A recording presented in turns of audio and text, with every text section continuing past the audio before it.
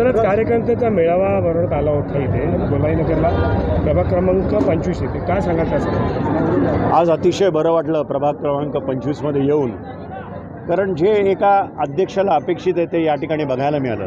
आज खुर्च्या कमी पडल्या, लोकांना उभं राहायची पाळी आली, हॉलच्या बाहेर लोकं होती आणि त्याच्यावरूनच मला एक कळलं की या चारही उमेदवारांबद्दल जबरदस्त उत्साह आहे आणि कार्यकर्त्यांच्या ह्या उत्साहाच्या जोरावर आम्ही ही इलेक्शन जिंकणार आहोत। सर तुम्ही सांगितलं की संपूर्ण प्रभाग समितीमध्ये फक्त 2च नगरसेवक आहेत तिथे 16मध्ये, ते आमच्यासोबत आहेत, मोठी गोष्ट आहे। त्याच्यामुळे आम्हाला कुठेतरी पाठबळ मिळायला कसं वाटतं? कसं ह्या प्रभागात 2 नगरसेवक आमचे आहेत।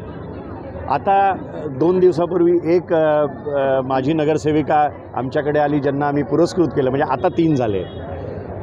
पण मी वारंवार लोकांना सांगतोय की नगरसेवक निघून गेले पण कार्यकर्ते आमच्याकडेच राहिले आणि आव्हाड साहेबांना मानणारे मतदार देखील आमच्याकडे राहिले आणि त्याची प्रचिती 16 तारखेला आपल्याला या कळवा प्रभागात दिसून येईल। कळवा मुंब्रा हा आमदारांचा बालेकिल्ला आहे, विकास पूर्णपणे केलेला आहे, पुढची वाटचाल कशी असेल आणि कसं कार्यकर्त्यांना बघेल? तुम्ही स्वतःच हा प्रश्न नाही विचारला, तुम्ही असं सांगितलं की आहे, म्हणजे खऱ्या अर्थाने साहेबांचं ह्या ठिकाणी काम आहे, साहेबांना मानणारा एक मोठा वर्ग आहे आणि ह्या मतदारसंघात कळवा मुंब्रामध्ये 96,000 आपण निवडणूक जिंकलेलो आहोत। आता साधारण 30 लोकं आपल्यासमोर आहेत आणि ह्या म्हणजे 24 सीटमध्ये 23 सीट आहेत, कळवा मुंब्रा पकडून 39, अशाच प्रकारचं मार्जिन येत्या इलेक्शनमध्ये पण आपल्याला दिसायला मिळेल।